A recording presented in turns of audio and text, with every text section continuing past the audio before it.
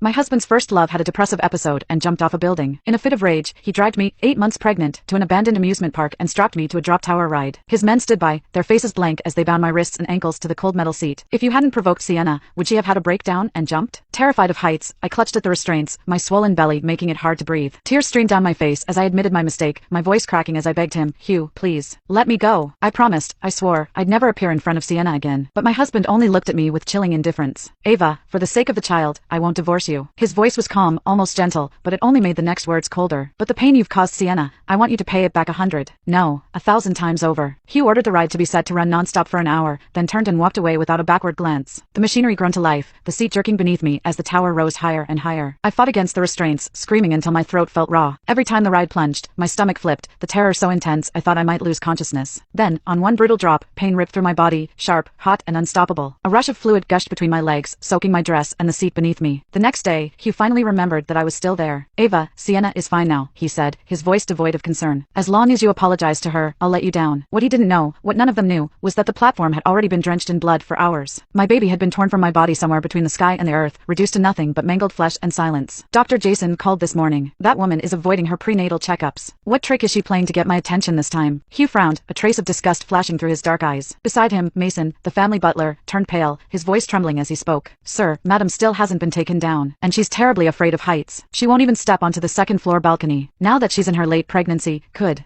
something have happened?" Hugh's expression froze for a split second before he frowned again, doubt flickering across his face. "Really? Ava's afraid of heights?" Before Mason could finish confirming, Hugh waved a dismissive hand. "It's just a drop tower. It's not like she's actually jumping off a building. Let her be scared. It might teach her a lesson so she won't bully Sienna again." Mason lowered his head and dared not say another word. However, Hugh's assistant couldn't hold back any longer. "Sir," at first Madam was screaming, but later, she went completely silent. "Anne, she's carrying your child, your own flesh and blood. Shouldn't you at least check on her?" Hugh's expression shifted slightly, but the brief flicker of realization was quickly replaced by scorn. "I knew it. Even her so-called fear of heights was just an act. If she were really that terrified, how could she suddenly go quiet? Ava's as manipulative as ever. Since she wants to put on a show, let her stay up there until morning. Tomorrow, I'll bring her to kneel before Sienna and apologize. Only then will this matter be considered settled." With that, he waved his hand impatiently, cutting off any further protests and strode towards the bedroom. On his bed, Sienna lay half-naked beneath the soft sheets, her delicate shoulders exposed to the dim light. Hugh's gaze darkened as he approached, his Adam's apple bobbing with desire. Without a word, he leaned down and captured her lips in a deep kiss. Sienna whimpered softly, her fingers pressing weakly against his chest in resistance before she opened her eyes. "Hugh, we're in your room. If Ava finds out, she'll be upset." Her voice trembled just enough to sound pitiful, her wide eyes filled with guilt and hesitation. "And about what happened before. Hugh, I only did it because I love you too much. I thought that if I died, Ava wouldn't fight with you over me anymore. I never wanted you to punish her for my sake. Should I go and apologize to her?" She bit her lip, looking heartbreakingly conflicted.